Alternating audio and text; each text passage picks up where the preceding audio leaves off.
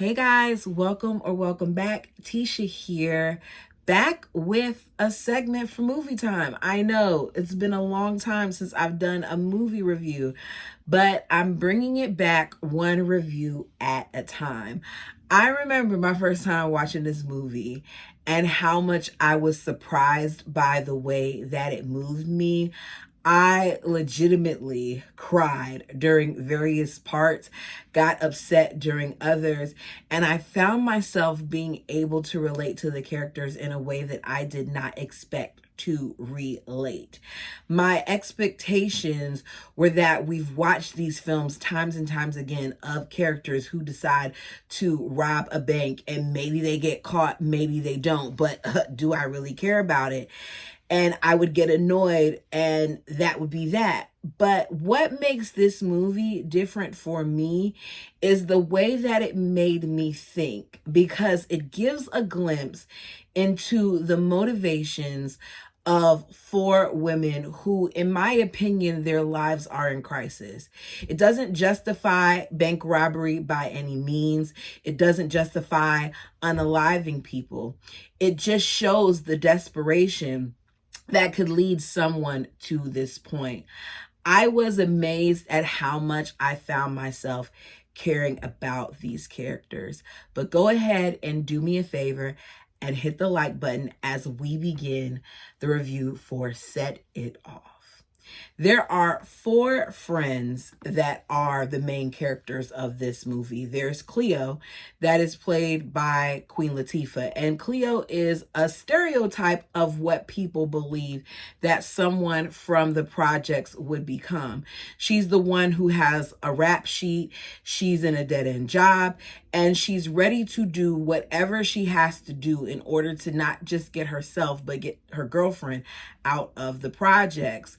Her girlfriend and three other ladies, her best friends that we'll be introduced to as I go on, are all that she has. She just wants to be able to fix up her vehicle, get into a middle-class neighborhood where she's not worrying about crime or ending up in jail. We then have Stody, who is played by Jada Pinkett Smith. Stony has had to grow up fast, especially with her parents being killed in an automobile accident 4 years prior. At that time, it's believed that she was a young teen, maybe in her early 20s, I'm not sure, but she was young. As a result of that, she had to kind of put her life on hold. She is the one who is taking care of her younger brother, who is just about to go to college. We'll get into that later. We have Titi, who is played by Kimberly Ellis. She's a single mom just trying to keep her son, but due to her taxes being taken out of her paychecks, along with her low pay, she can't afford something as simple as a babysitter while she's at work. And she ends up having to bring her child with her to jobs. That will come into play later as well. There's then Frankie. And Frankie is played by Vivica Fox, who is a teller of the bank. She recently got a promotion from her job, but this all changes when a couple of men from the projects that she grew up in come to the bank to rob it. So the four best friends that have known each other since childhood are all just trying to do better.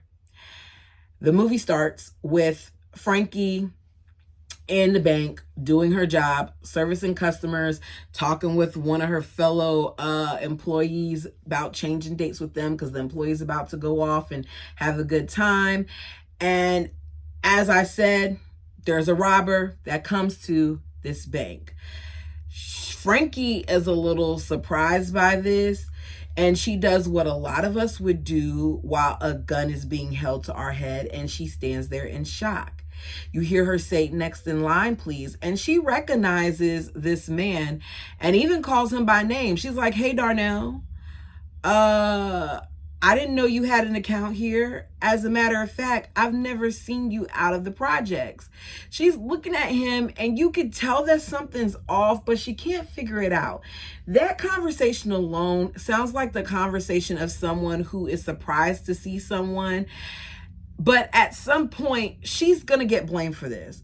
So he tells her to shut the F up, empty the effing drawer.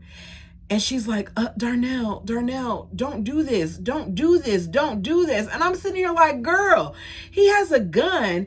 Do it. Do whatever he tells you to do so that you can survive this. She's like, Darnell, stop playing. He says, what playing? It's not an effing game. Empty the effing drawer. Now, she is slow to give up this money. She's trying to talk him down. She's trying to plead with him not to do it. And the next thing you know, another one of the guys who is there, because there's 3 robbers in total, grabs an older woman in front of her face and decides that he is going to shoot her. And the blood spatters on Frankie, disorienting her even more than she already was. Darnell doesn't make it out of the bank because he gets shot. Other guy gets out. She is interviewed and she's asked questions. And one of the questions that she is asked by one of the detectives is, what is the procedure when you have a gun to her head? Because we learn very quickly she did not follow protocol. She says you pull the money clip from your right hand drawer and then you signal with the left. He's like, okay, so you signal with the left. She's like, yes, you signal with the left. I know the protocols. He has her repeating it over and over again. The detective does. She says, but he shot her right in front of me. Rather than thinking that she's human, rather than thinking that she may freeze up or she may pass out, that she made a mistake, she ends up getting fired. The owner, who happens to be a white man, goes as far as saying to her, because she's like, please don't fire me. Please don't take my job. And he's like, well, what happens the next time one of your friends decides to rob a bank? There is no way that he would get away with that. Me personally, I'd be suing his butt, but it's the 90s and I guess it's the time we're in, and she didn't do that. So instead, she fusses as she walks out, talks about the amount of time and dedication that she had for the company. She had fresh blood on her and they could not wait to fire her. There was no empathy. There was no compassion. Instead, there was judgment. That's why when I worked for Walmart when I was going to college and people would come in there and they be stealing things right in front of my face, I just let them steal it, because I'm not about to go down for this job who treats employees like collateral damage. I'm not. And that's what they did to her. The investigating detective, Strode, and then there's another woman as well, falsely implicates her as an inside accomplice, changing the trajectory of her life as well as so many others.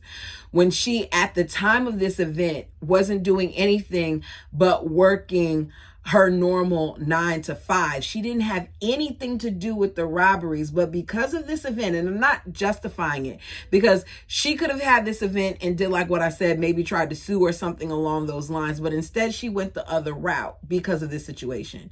So Frankie, who had a great job, one that made her proud, especially because she was raised being told that she would not be able to reach this level or have this type of job, now has this accusation over her head. She is forced to take a minimum wage job with her friends working at Luther's janitorial service. Okay. So she's now with Stoney and Cleo and TT. So Luther owns this business and he's lazy and he doesn't pay well. But at this point, she's desperate. As I said before, Cleo is the one with the rap sheet. She's the one who's been arrested multiple times. And she is pissed about Frankie losing her job. She is tired of her lazy boss. She is tired of her situation. And Cleo at some point is talking with the ladies about how, you know, Lorenzo and them, they got over $20,000 from doing that bank robbery. And that's a big deal. 20 grand in the early 90s to me didn't go as far as they're making it sound, but to them it went a long way, because at one point in the movie they were on the roof smoking, even talking about how $15 an hour would have been great. So it just goes to show you how much times have changed. So Frankie and Cleo decide that they should commit a bank robbery as well, and they want the other girls to help. Stoney and TT are reluctant. Stoney's like, look, I don't want any part of it. And that's until something tragic happens. I'm skipping around here, you guys. And if I leave something out that you want to talk about, feel free to put it down below. So Stoney throws a 70s party for her brother, who not only graduated from high school, but is on his way to UCLA. She's talking about it. He's smiling and everything until she mentions UCLA, and there's a change in him. So she takes him aside and they talk, and he says, you know, due to financial issues, he's not sure if he's even going to be able to attend. She tells him, don't worry about it. They'll figure it out. As I said before, she is the sister who has been taking care of her brother, because at this point it's just them, because both of their parents passed in an accident. She shows her desperation to have him succeed, because we see her call up a nasty car salesman by the name of Nate. I'll call him Sugar Daddy. He wants her to work with him, and she's been trying to avoid it, but she tells him, I'll work with you, but I need, you know, an advance. He's looking at her like, okay, you want an advance? There's only one way that you're going to get an advance. And the way that he said it, I knew it was no good. She makes the ultimate sacrifice, in my opinion, and she ends up sleeping with him. This used car, new car, whatever, this car salesman, to get an advance on the money. As I said, I end up feeling sorry for these people, because how desperate were you that you were willing to give yourself away to someone in order to gain this money? And we know she didn't want to do it, because we see her later on in the shower scrubbing herself. We see her while the act is going on looking like a corpse. It's not anything that she wanted to do. So how desperate was she that she felt the need to do this? I don't know what financial aid was like back then, but I can't understand why, if they were in the situation that they were, why it resorted into her having to do all of that. And then we end up finding out that she did it all for nothing. So she comes home later on, shows him that she got, you know, a good portion of the money, and this fool, her brother, tells her that he didn't even get accepted to college, meaning she slept with the sugar daddy, Nate, for nothing.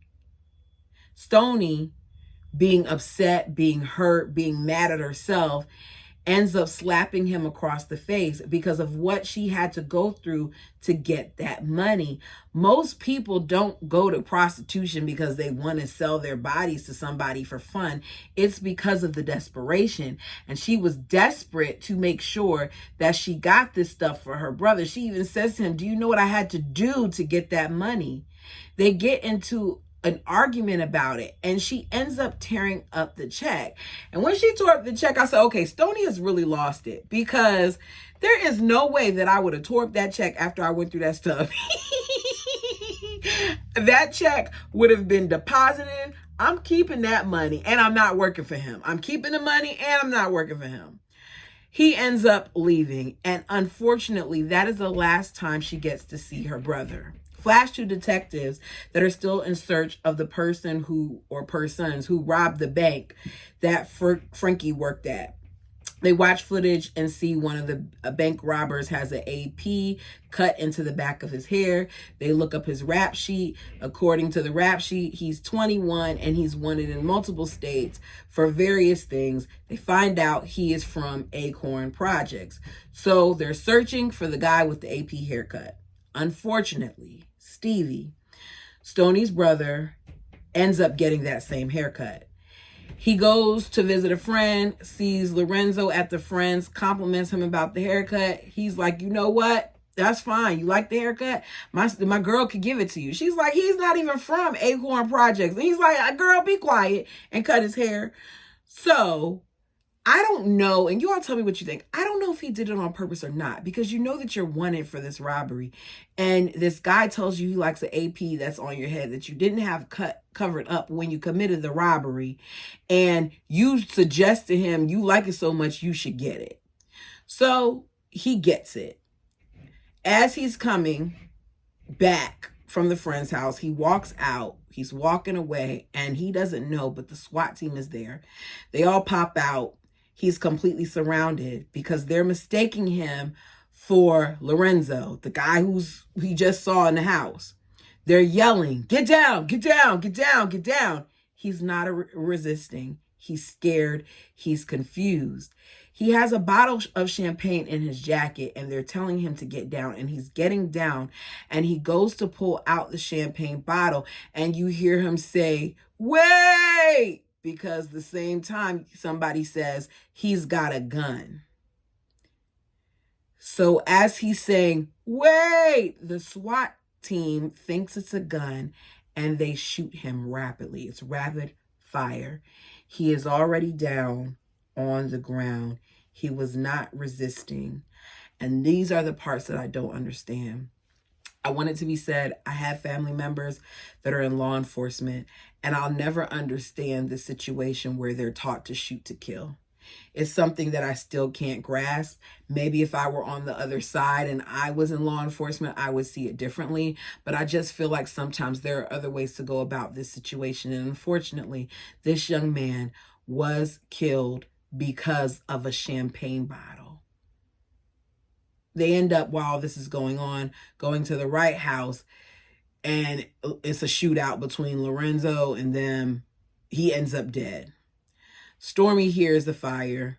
The same detective from the bank instantly realizes when he goes to flip the kid around that this is not the person that they saw in the video. So she runs out to her brother, who is laying there riddled with bullets, covered in blood, and she holds him while crying and screaming, "What have you done? What have you done?" Y'all, the amount of pain that I felt in that moment, Jada acted her tail off because I was crying right there with her. All of this just to kill somebody who was innocent, who didn't have anything to do with the situation. She's grieving. She has blood all over her. And at some point, the same detective that Frankie had to deal with at the bank is there, and he hands her a card. Chloe and Frankie are there, and he remembers Frankie, and of course, Frankie remembers him. Later, while at the job, TT has her son there as usual, and he gets in the chemical closet because, as I said before, she can't afford childcare. He ends up drinking something. They have to rush him to the hospital. He ends up being okay, but they take him to a social worker. Social worker determines she's unfit. Child Protective Services intervenes. They tell her that they'll be keeping her son until she can prove that she is stable enough to be able to raise him. So now TT is crying and begging to have him back. They end up leaving the hospital. Now, because her child is gone, because Stormy's brother, I keep saying Stormy, I think it's Stony, because Stony's brother is gone, neither one of them feel the way that they felt about this whole situation before, and now they're ready to rob banks. So the ladies begin casing banks, getting disguises and weapons while casing various bank areas. So on this particular day, TT and Stony are casing this big bank. Stony ends up meeting the bank manager, Keith, who is played by Blair Underwood. Keith is sexy, and he is a man that has money.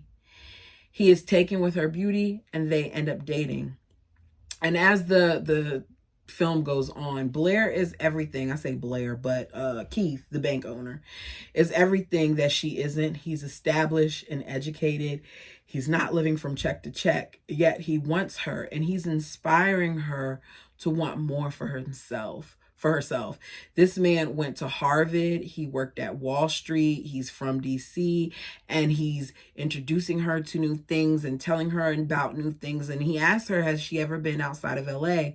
And she says no. And as she's talking to him, she realized that she wants so much more, even more than what some of her friends want. So the four ladies, as I said, start robbing banks. They rely on Frankie's insight on the banks to get them through it, and Chloe's connection to the weapons. At first, the first bank robbery that they do, TT gets nervous, ends up backing out. The other three rob the bank on their own. When they meet back up at Chloe's garage, they do decent. They walk away with $12,000, meaning each person should have $3,000. Sorry for the noise outside. Even though TT left and didn't go through with it, they think that she should get, a portion of it. Some of them do. Frankie does not, because Frankie's like, she won't there. She shouldn't get any money. They argue about it. TT ends up speaking up for herself. She's the quiet one, the one who normally doesn't speak. And she says she needs this money because she has to get her baby back. And Frankie's like, you know what? I'm tripping. You're right. And they give it to her. They know that this is not enough money, but Cleo is celebrating like it is. They know that they're going to have to probably do a little bit more. The robberies that they did was successful because Frankie knew the protocol. And because of this and seeing the tape and hearing the description, investigators immediately feel like Cleo and Frankie are in on it. An investigation by the LAPD happens, and Detective Strode suspects that Cleo is a part of the situation because of her prior convictions, and Frankie because, as I said, they were at the place after they mistakenly shot Stoney's brother. But he is unable to bring any of them in because Frankie's done a good job with the planning and there isn't enough evidence. Now, Cleo tosses out CDs and things like that, putting her prints on it, but I guess it's still not enough. But they're watching tapes and he notices that one of them looks like Stoney. He goes to his boss to ask if he can pull in Stoney for questioning. And the boss says, no, absolutely not. After the way that we shot up her brother, there's no way that I'm going to do that or allow you to do that.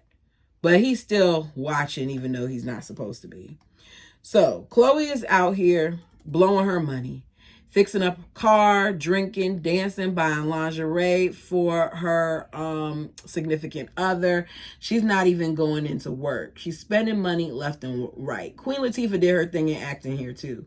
Stoney sees all of this, tells her that she needs to chill out. And Chloe's like, look, Cleo is like, I keep calling her Chloe. Cleo is like, look, I want more money. Greed is real, and greed ended up being the downfall of them. Cleo ends up pulling out a gun on Stoney. Stoney slaps the mess out of her once the gun is down and leaves. She talks to Keith about getting into it with a childhood friend over money, and he advises her not to allow money to mess up their friendship. She ends up leaving, goes to work. They eventually make up and agree that they need to rob another bank. It's a new day. They're supposed to be getting another bank. They almost get caught because the cops are outside of the bank dealing with a disturbance. But Cleo, I said it again. It's because my autocorrect changed. Oh, I said it right this time. It keeps changing it to Chloe. Okay, so Cleo saves the day by driving the getaway car through the building. It was funny, but goodness gracious. From that robbery, each lady is going to get $75,000, which is a very big deal to them. And hey, at this point, it's a big deal to me. The ladies know that they're possibly being watched, so they agree to lay low, keep working, and do what they got to do until they leave. But they make the dumbest decision because they decide, rather than keeping the money at Stoney's house or a friend's or whatever, they stash the money from the robberies in an air vent at one of their work sites. They feel like everything is going great until they show up for work and Luther, their boss, isn't there. Now, Stoney isn't there because she's with Keith, but the other ladies are. And it comes to them right away that something isn't right. They're told that, hey, I'm your new boss. Luther sold the company. They know if Luther sold the company, something had to happen because why did he sell the company? So they go run into the air vent. It's empty. Luther has discovered the money and left with it, which pisses Cleo off. Goodness gracious. I'm about to call her Queen Latifah since I keep calling her the wrong name. Meanwhile, Stoney attends the banking event with Keith. She comes out in an oversized kimono. It's not flattering. He treats her with so much compassion. He takes her shopping, gets her some shoes, gets her hair done. She ends up looking beautiful, beautiful black dress. because the original outfit was a no-go. Basically showing her what life could be like. She fits in well with the bank crowd, talks to bankers and to the bankers' wives, and is having a really great time. At the end of the night, they go to his home and they end it with passionate. Did I say passionate? Because it was very passionate, very sensual. I mean, the man explored her. It's a very sensual sexual session. After everything's done, she ends up leaving, but there is something off about her when she's leaving because it looks like she's going to cry, like she's saying goodbye. He kind of picks up on it, but he's not sure what it's about. And I'm sure it had to do with the fact that she knows she has the $75,000 and she's going to leave town. So she's making love while the other three ladies are causing destruction, because while that's happening, they find out that Luther is at a motel where he's sleeping with a prostitute. They bust through the door while he's sleeping with the prostitute. They see that he has jewelry and all those other things. They demand the return of their money. He tells them he doesn't have it. They go back and forth. As Chloe turns her back to leave the room, he pulls out a gun on Cleo. Luther threatens them. And TT, because he pulls out the gun and thinks he's about to shoot, TT shoots, protecting Cleo. Technically, it's self-defense, but y'all shouldn't have been running up in that room. And how do you explain to the cops that we ran up in that room because he stole money from us that we stole from the bank and other people? That doesn't make sense. Shouldn't have been there in the first place. So they are like, oh my God, get this, get that, get this. They let the prostitute live, but Cleo gets her ID, says her name and her address, basically letting her know, if you say anything, that I'm gonna kill you. Cleo is soon picked up by the detectives. She's questioned for the murder of Luther. She's put in a lineup, but the lady does not identify her because while standing there, she does like this, basically signaling like, I got your information, because she has a pocket right there. And she's like you making a gun symbol doing this, letting the lady know she better not say anything. So the lady doesn't say anything, and she gets roughed up a little bit by the detective, especially the little hot-headed black lady, because they want her to admit that it was them, because they know it was them. But she's not going to do it because she intimidated that prostitute, and that prostitute does not want to die. Later, after hearing what happened, Stoney is disappointed and angry, and they debate about robbing another bank. Stoney doesn't want to. She's afraid that at this point they're going to get caught, and there's some back and forth about it. It's a big mess. We later see TT go to see her son before her hearing the next day, and she doesn't know it, but that's going to be the last time that she sees her son. Y'all, this, I'm telling you, it's just like tragedy after tragedy. And they brought it upon themselves, yes, but it doesn't take away the fact that it was tragic nonetheless. So eventually, Frankie and Cleo persuade Stoney that after they do this, they'll make enough money that they can stop. This is the last job and that they'll be able to skip town. And this is the last robbery. So they decide they're going to rob Downtown Federal because it's the largest bank. Sounds great because that leads to a huge payout. But the problem is that it's Keith's bank. Police at the time, while they're on their way to rob the bank, are at that very same bank letting higher ups know that y'all need to look at this footage. You see these 4 women. Don't think just because they're women that they're not dangerous. They're armed and they're dangerous. And they've gotten away already with money from other banks. Okay? Be on the lookout. Keith is looking at this video and he recognizes Stoney. Because you see him look at Stoney like, I recognize her. But they don't know anything about Keith and Stoney. So he gets a call at the bank. He takes the call. It's Stoney. She is concerned for Keith's safety, and she doesn't want him to know he's a bank robber, and she tells him to meet her at the cafe that's away from the bank. She basically, in my opinion, didn't want him implicated in this situation and be tied back to her the way Frankie was, because he worked very hard to get in this position, and she saw what happened to her friend, and I don't think she wanted it to happen to him. He's hesitant. He sounds a little angry because, as I said, he realizes it's her, but he agrees to go. So he's sitting there at the cafe looking sad, waiting for her. Meanwhile, the 4 women come into the bank and they execute this robbery. The silent alarm is sound, All is going well, but Cleo is greedy. Time is up. She's being told time, and she tells TT, get more money. TT goes to get more money. Now, I told you that the detectives were just there. The detectives down the street get it radioed on their car that there's a robbery going on downtown at whatever. So they're like, we just left that daggone bank, going off as they do a U-turn to go back to the bank. They end up getting there in time to see the ladies with their mask on and their jumpsuits, and they tell them, like, we need you to surrender. And he starts calling them by name. And they take off their masks. Cleo and Stoney take off their masks, and they're shaking and they're trembling and they're holding guns. So does TT. As TT and Stoney are putting down their weapons, a bank security guard, who in my opinion was trigger happy because they're putting down their weapons, shoots TT in the chest. Once again, people are getting shot at the wrong time, which again causes a new trigger of events and messes things up again. Next thing you know, shots are being fired left and right. Stoney, who's upset now that TT got shot in the chest, walks up and shoots the guard, and Cleo then opens fire on the detectives.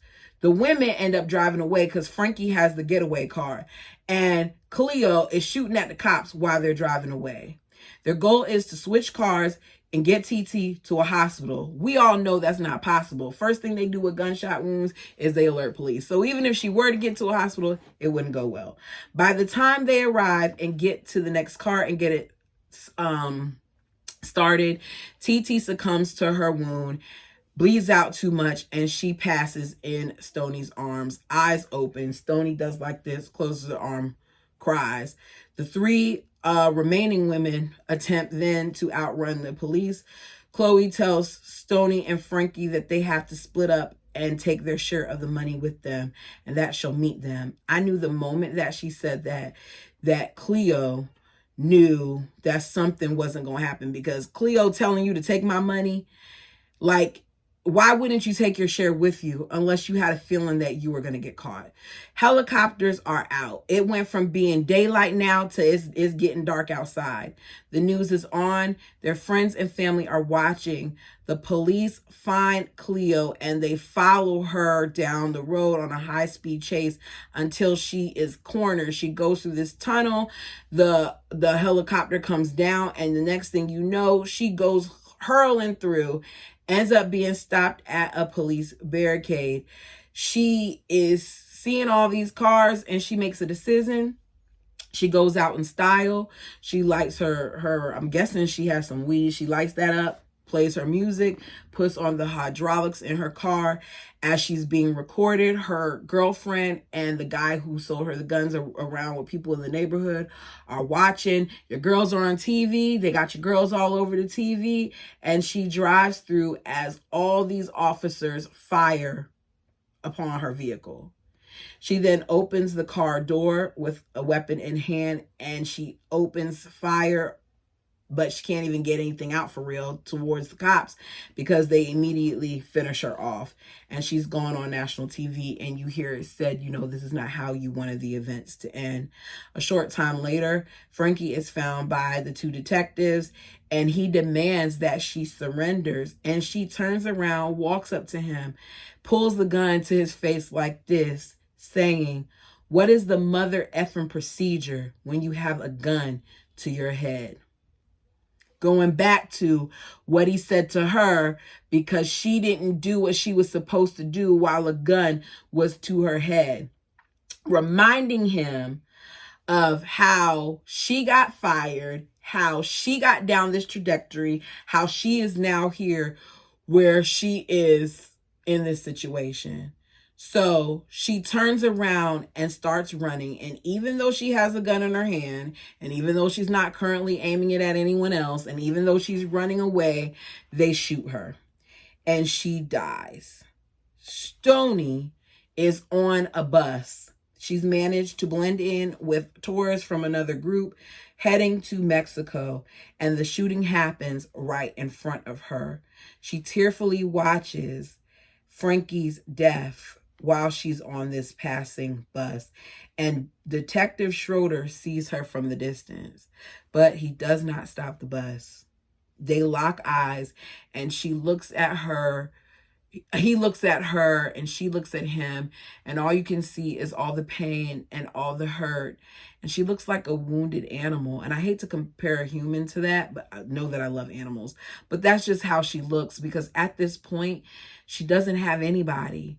She lost her parents 4 years ago. Then she lost her brother. Now she lost all three of her best friends. She's the only one to survive. He allows her to leave, probably out of guilt, probably because of prior actions, probably because he understands that she's been through a lot. And that's that. We see Keith, and he looks upset because he arrives back at the bank where he wasn't at and sees the damage and knows how much money was taken and all those other things. We see her in Mexico. She's cut off her hair. She's surrounded by lots of money, crying and laughing as she recalls the things that have happened, the good times with her friends and her brother, as well as the losses. She then calls Keith. She's quiet. She doesn't say much. She just calls and he answers, and he knows it's her, so he says Stony. And she lets him know. He's like, I hope you're okay. Yada, yada, yo. She says, I am. And she tells him, thank you. And she hangs up the phone, and we see her driving in a Jeep through the mountains with lots of money in tow. And that is the end. This movie, y'all, it had a lot going on. I can't believe I didn't even, here's the funny thing, y'all, I didn't watch it. I just came up with all of that off of my memory, and that just goes to show you how many times I watched it back in the day. But I can't believe the trajectory of the situation and how 4 lives were altered because of this one thing. And it was way more than 4. I say 4, but it was a bunch of them.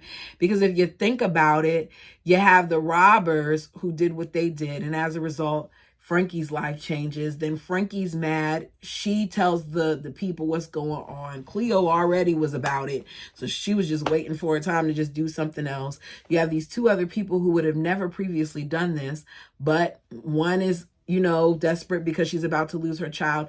Another doesn't have anything else to live for at this point because her brother is gone. And it just shows you what route they went. And it's sad.